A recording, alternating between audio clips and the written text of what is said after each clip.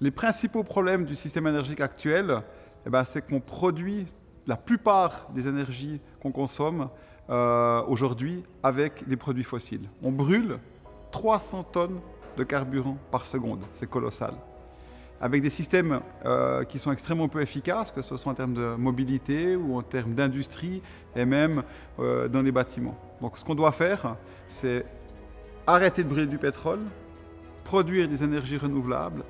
électrifier l'ensemble de nos systèmes, que ce soit industriel, la mobilité et le bâtiment, pour avoir des systèmes qui sont plus efficaces du point de vue énergétique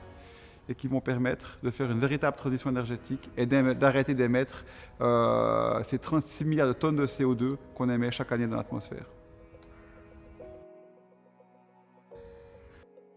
Si on ne change rien, malheureusement, déjà les conséquences pour le climat vont être terribles,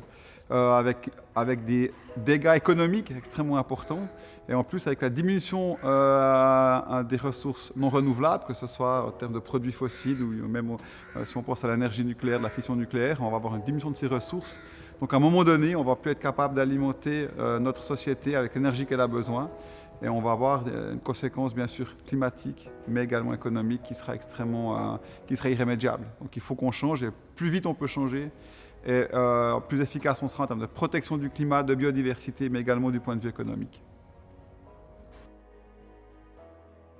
Alors je ne sais pas s'il y a un système énergétique parfait, parce que bien sûr, dès qu'on mobilise de l'énergie, ça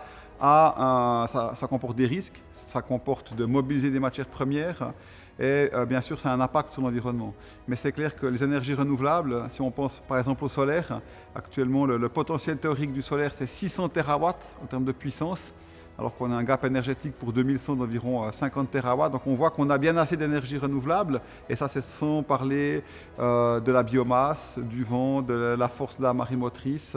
et puis également de l'énergie hydraulique. Donc on voit qu'on a bien assez d'énergie à disposition. Donc il nous faut un système où on produit nos énergies de manière renouvelable, avec des systèmes courts, avec des réseaux intelligents, où on est capable de stocker l'énergie, de l'utiliser de manière la plus efficace possible. Et ça, c'est vraiment le réseau qu'il faut maintenant inventer, des systèmes qui sont efficaces du point de vue, bien sûr, en termes de CO2, en termes de risque, en termes de matières premières, et puis du point de vue économique, avec des coûts qui restent supportables pour notre économie. C'est tout simplement de continuer à brûler finalement une matière première comme le pétrole, même le charbon, c'est des matières premières qu'on va avoir besoin pour les matériaux,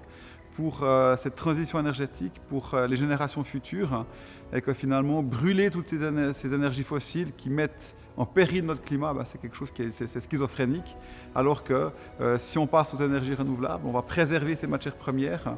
On va également se libérer de cette matière première, et même du point de vue géopolitique, pour la plupart des pays du monde, on peut avoir une indépendance énergétique. Et ça veut dire que finalement, cette transition, elle est utile bien sûr pour le climat, mais elle est également utile pour notre économie, et puis pour des raisons qui sont géopolitiques.